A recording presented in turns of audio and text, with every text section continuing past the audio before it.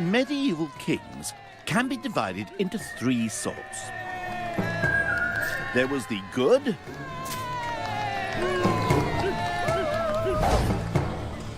the bad,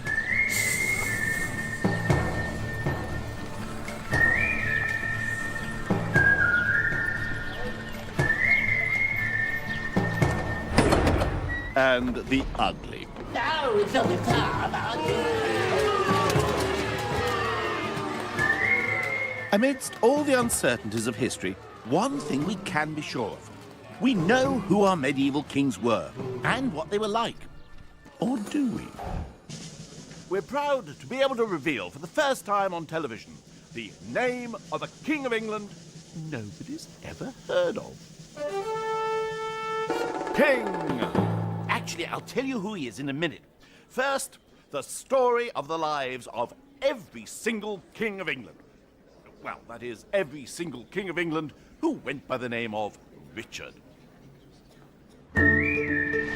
There's good King Richard I, Richard the Lionheart, the dashing, heroic crusader.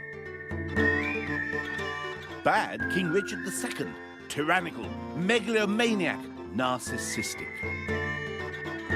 And ugly King Richard III, misshapen, demonic, and evil.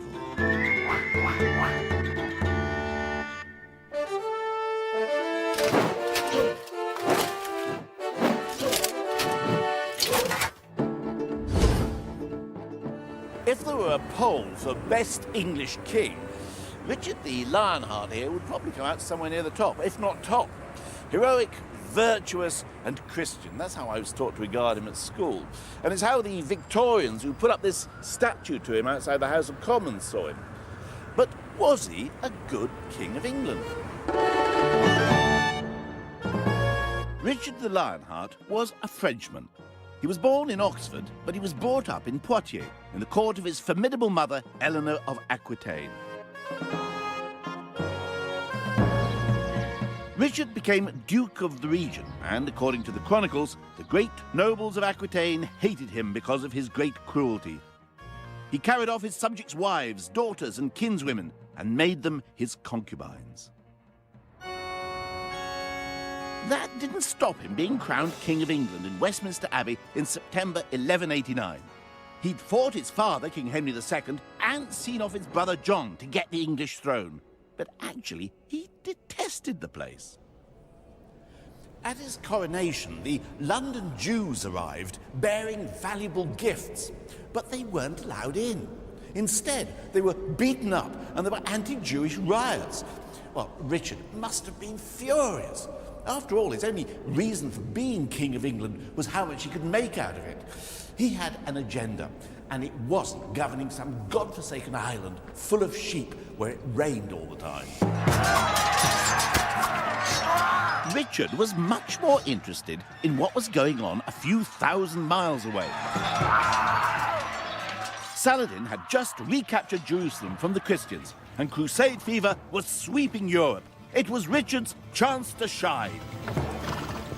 The battlefield was where Richard was in his element. He thought fighting was fun. For example, when he went on honeymoon, he took his bride to Cyprus, not for the sun and sex, but for the slaughtering, ravaging, and pillaging. A crusade to Richard was like a sweet shop to a kiddie. And since it was warfare on behalf of the church, no one could complain about the expense. And expensive it certainly was. His only interest in England was to use it as one big piggy bank to fund his crusade. He even said he'd sell London if he could find a buyer. However, despite his massive army and its equally massive cost, things didn't really work out for him in the Holy Land. He failed to recapture Jerusalem, although he did manage to massacre nearly 3,000 Muslim hostages in cold blood. Then, on his way home, Richard was captured and spent 2 years in prison. To pay for his ransom, his subjects were bled dry. His get-out-of-jail card cost the country £100,000. That's almost the whole income of the English exchequer for the previous 8 years. Richard continued to spend in pursuit of his military ambitions. A lot of it went on this castle in Normandy, Chateau Gaillard, state-of-the-art residence built in 1198 to defend his territory in northern France. Historian Pamela Marshall shows me around. Richard was besotted with this castle. Remember, he's a military man, that's his main interest. And this is his opportunity to design his own castle. Was Richard pretty pleased when he'd done it? Oh yes, he was as pleased as punch. And as it was nearing completion, he got his best mates in to come and see his daughter of a 12-month. So he calls the castle his daughter? He calls the castle his daughter, yeah. He was as proud as a new father of this castle. And as fathers often do with daughters, Richard spared no expense on her. He poured £11,500 into the building of Chateau Gaillard. That's more than 10 times what his father used to spend on new castles. Chateau Gaillard dominates the valley. Richard clearly intended it to be seen as a potent symbol of his overlordship of the region. In the tower at the very top of the castle, Richard had his command centre.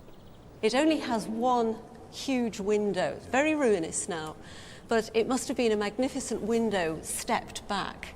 And it's my belief that when Richard was holding court, he would have sat in this window with his vassals paying homage to him, as if he were in the proscenium arch of a theatre. The light behind him, very dramatic. But he didn't enjoy his castle for long. About a year after Castle Gaillard was finished, Richard was killed in a typical squabble with one of his vassals over some buried treasure. Having nothing better to do, Richard attacked the vassal's castle, and one of the defenders, using a frying pan as a shield, shot him with a crossbow. To get him out of prison, his subjects had stumped up a fortune, literally a king's ransom. And now Richard goes and throws his life away over nothing. Richard had absolutely no interest in the business of government. His attention span was strictly limited for anything that didn't involve people getting killed. He was King of England, but he was scarcely an English king. The empire that counted for him was Anjou, Aquitaine, and Normandy. England was just an appendage that he used as a milch cow. He was a failed crusader, and by all accounts, a thoroughly nasty piece of work. So why do we think of him as a good king? Well, the medieval monkish chroniclers gave him a good press because he promoted the Crusades. The Victorians admired him as an empire builder. But it's curious that the English banner should still contain the 3 lions that was the badge of a man who had nothing but contempt for England.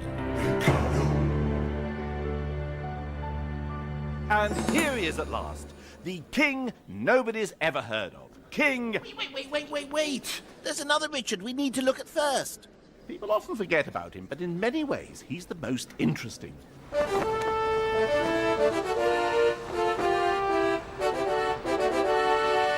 Richard II was a hated tyrant justly deposed by Henry IV. Well, that's what I was taught. Not only bad, but mad. Treacherous, vindictive, megalomaniac, and vain. The first English monarch to commission a realistic portrait of himself. A contemporary poet described Richard as wicked, greedy, poisonous, infatuated, false, cunning, two-faced, juvenile, and offensive to one and all. Not much change out of 6 months there. In 1397, he exiled the Duke of Warwick, executed the Earl of Arundel, and had the Duke of Gloucester murdered. What on earth, I can hear you ask, could possibly be said in defence of a monster like Richard? Well, quite a lot, actually. Richard was just a boy of 10 when he was crowned in Westminster Abbey. When he was still only 14, he faced an extraordinary test. His barons had levied punitive taxes on the labouring classes to pay for the wars in France, and the people rose up in arms. The climax of the revolt came when thousands and thousands of peasants confronted the young king at Smithfield. The mayor of London suddenly turned on the peasants' leader, Wat Tyler, and killed him. Taking his life into his hands, the 14-year-old Richard rode forward, shouting, "I am your king, your leader, and your chief." He then issued pardons to everyone because, according to one chronicler, of his abhorrence for the shedding of civil blood. Doesn't sound cowardly or vindictive to me. After the peasants' revolt, Richard determined to end the war with France that had been lining the pockets of the barons while ruining the rest of the country. Doesn't sound very wicked or greedy. So, was Richard a vain megalomaniac? Well, he certainly made everybody call him Your Majesty, and he insisted on everyone bowing the knee. And he was always staging lavish displays in which he was the focal point. One clue as to how Richard saw his role as king can be found at the National Gallery. The Wilton diptych is probably a portable altarpiece which Richard would have used for his private devotions. So what does this tell us about Richard's concept of kingship? Well, an enormous amount. The way he's chosen to present himself, kneeling here in front of the heavenly court, Jesus, Mary, the angels here, presented by three saints, two of whom are effectively his predecessors. We've got Edward the Confessor in the middle and St. Edmund behind him, both of them kings who had become saints. So he has holy predecessors. He is in a holy line. And they are sort of putting their voice forward to have him as king. And so he is worthy to be king. He's worthy to be king. We're vouching for him. Yeah. Absolutely. And at the same time, with one exception, everybody in the painting is either looking at or pointing to Richard. And all the angels on the right-hand side, they're wearing his personal emblems, the white heart badge. And it's like the whole heavenly court has come out and saying, look, look, pay him attention. But it's really saying that kingship is a sacred trust. Yes, I think so. Look at the gesture of Richard down there. He's got his hands open, but it's almost a gesture of receiving, as if Jesus is just instructing the angels to hand this flag over to Richard. He is being given England, effectively, to look after, and it's Jesus and Mary who are giving it to him, effectively. So it's not vainglory, it's so much reminding himself that this is a sacred trust that I've got and I've got to take care of. Yes, absolutely.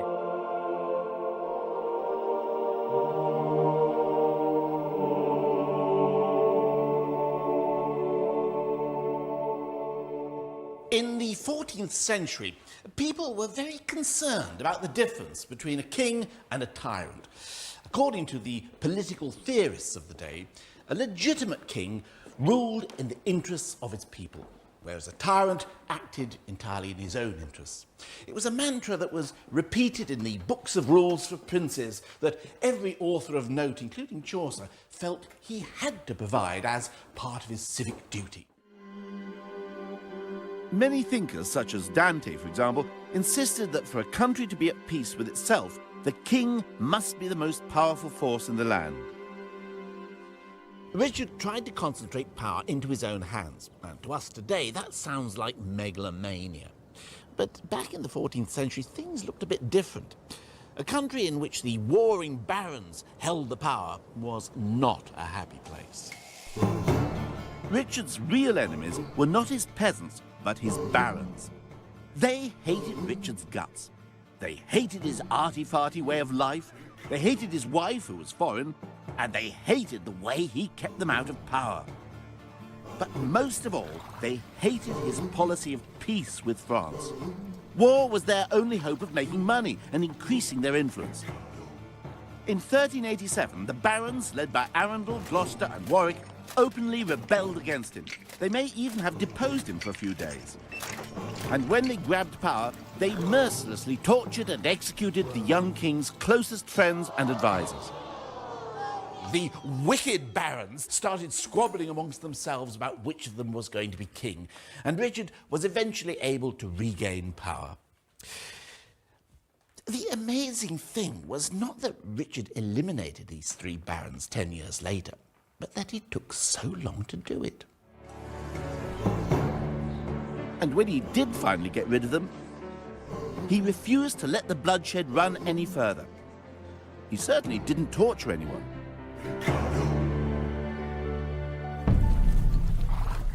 If anything, perhaps Richard was too soft on his enemies.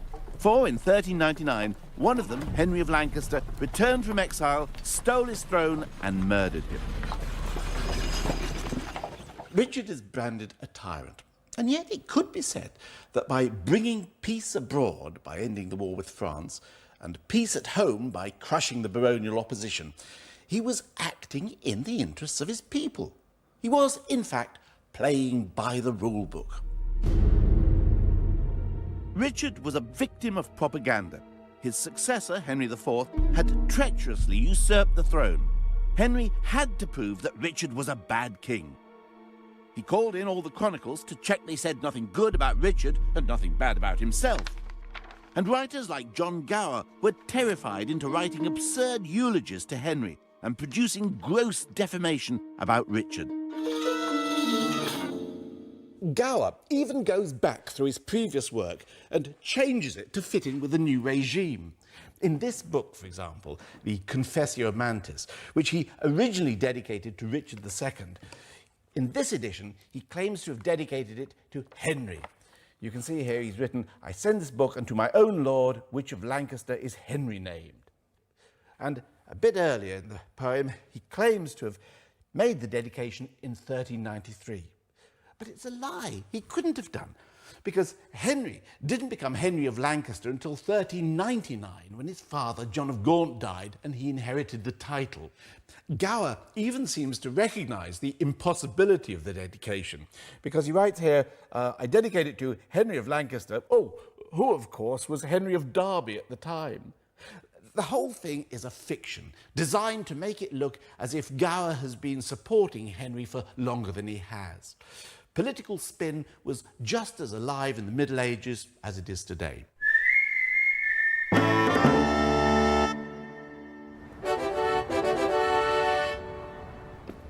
I that am curtailed of this fair proportion, cheated of feature by dissembling nature, deformed, unfinished, sent before my time into this breathing world, scarce half made up.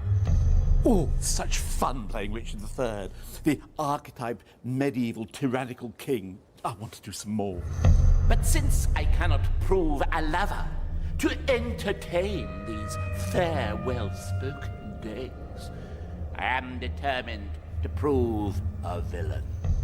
The trouble with Shakespeare's Richard III is that most of it's made up. I mean, Richard didn't even have a hunchback. What, not even a small one? This portrait was painted 35 years after his death. An X-ray shows it had been altered to make the shoulder higher, and so, some claim, to give him a hunchback. Could be Tudor propaganda against Richard or modern propaganda against the Tudors. Yeah, but you wouldn't expect an official portrait to include a deformity like this, would you? Yeah, but we've got contemporary eyewitness descriptions of Richard, and they don't mention any hunchback. Spoil sport. It looks like one of the biggest baddies in history could have been the victim of a smear campaign. But who would have wanted to do that to him? At the dark heart of the legend establishing Richard III as a monster are two dead children. When Edward IV died in 1483, he intended his 12-year-old son to succeed him as Edward V. Someone was needed to act as protector, and Richard, as an able leader and the young prince's uncle, was the obvious choice. However, the ex-king's widow, Elizabeth Woodville, fancied the job of protector for herself, so she tried to get her son crowned as quickly as possible. Once he was safely on the throne, she and her horde of ambitious, upwardly mobile relatives would be in control of king and country.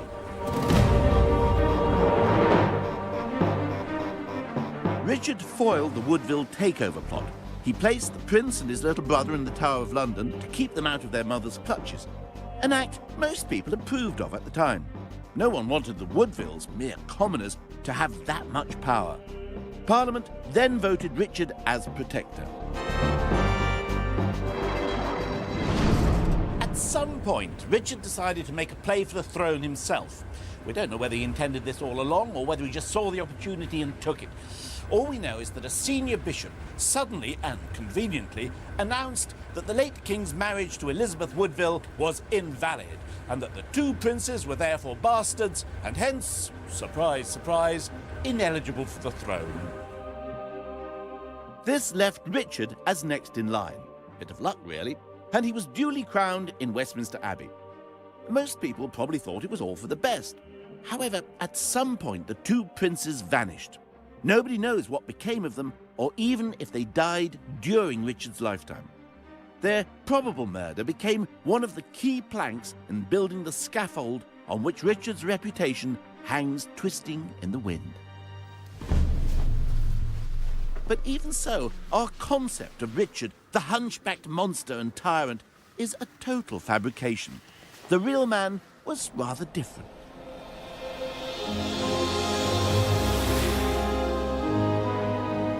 Richard grew up here in the north of England, where he seemed to be more at home than he was in London. Probably the weather.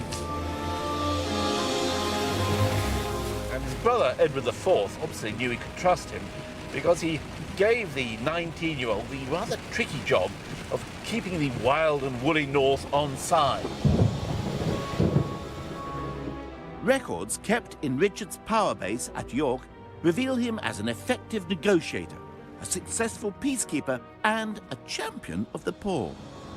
Thomas Langton, the Bishop of St. David's, wrote in 1483, "He contents the people where he goes, best that ever did prince.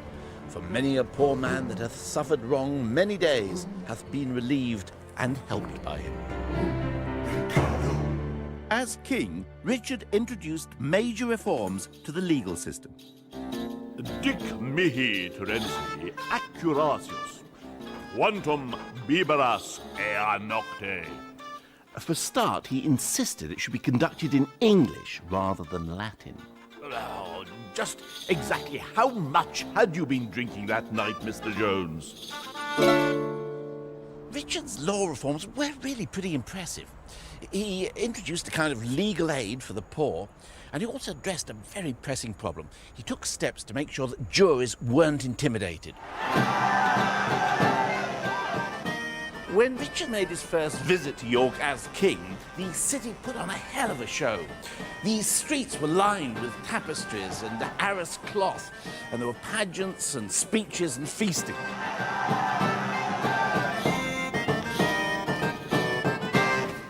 The city also had a whip round, and parting with hard cash is not something people around here do lightly. Here in the city archives, they've still got the record of who paid what. You can see this is John Newton, Mayor. He's paid £20, that's 2 X's. And elsewhere somebody's paid £30, £20, £10. Now, £10 was a lot of money in those days. It was equivalent, say, to a year's income for a country parson, or 4 to 5 years' income for a labourer. So these people are parting with quite a lot of cash. In fact, some people thought it was a bit too much. You can see down here, Thomas Cater, he's been put down for £20. That's been very firmly crossed out. You can just imagine the scene, you know. Oh, come on, Thomas, we're going to put you down for £20 then. Come on, lad. No, I haven't got £20. I can't pay it. Well, I'll put you down now for £20. Cross it out. Oh, it'll look bad in the records. I don't care. Nobody's going to see it, are they? Well, we are 500 years later. And there are other records which prove that the city of York genuinely admired Richard. When news of Richard's death at the Battle of Bosworth in 1485 reached York, the council notes, "King Richard, late mercifully reigning upon us, was piteously slain and murdered, to the great heaviness of this city." Now, that's not a conventional eulogy. Richard's enemies were now in power, and to be seen to be siding with the late king was potentially suicidal. And yet these men felt so strongly about him they were prepared to put their names to that statement in the records. So why have we ended up with this view of Richard as an evil monster? The verdict on Richard was written by his enemies. He was defeated in battle and killed by Henry Tudor, who had himself crowned as Henry VII. And in order to justify this illegal regime change, Henry needed to convince the world that Richard was the very epitome of evil. The disappearance of the princes made it a piece of cake. Shakespeare towed the line of Tudor propaganda, and in so doing, created one of our most enduring stage villains. But I am in so far in blood that sin will pluck on sin. Tear-falling pity dwells not in this eye.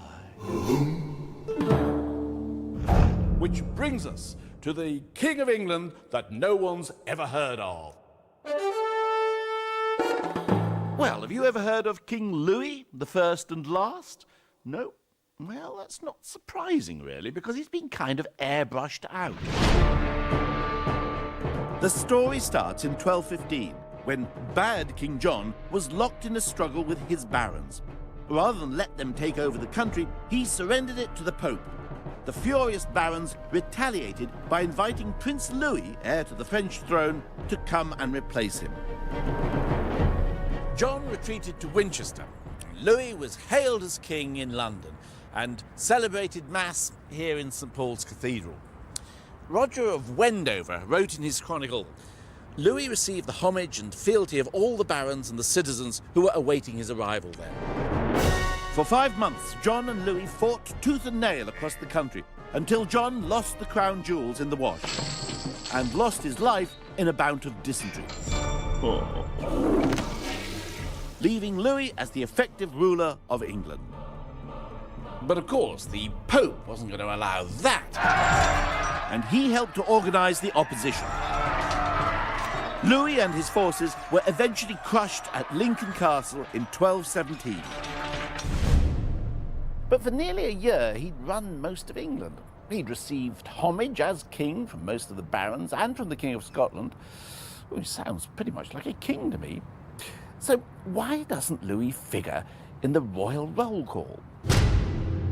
Perhaps he's not on the list because he never actually had the crown stuck on his head. But then neither did Edward V or Edward VIII, and they're on it.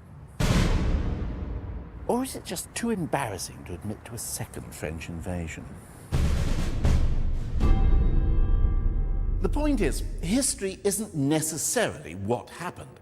It's very often what somebody wants us to think happened. So I suppose we shouldn't believe everything we're told, even if it's as set in stone as the names of the kings of England.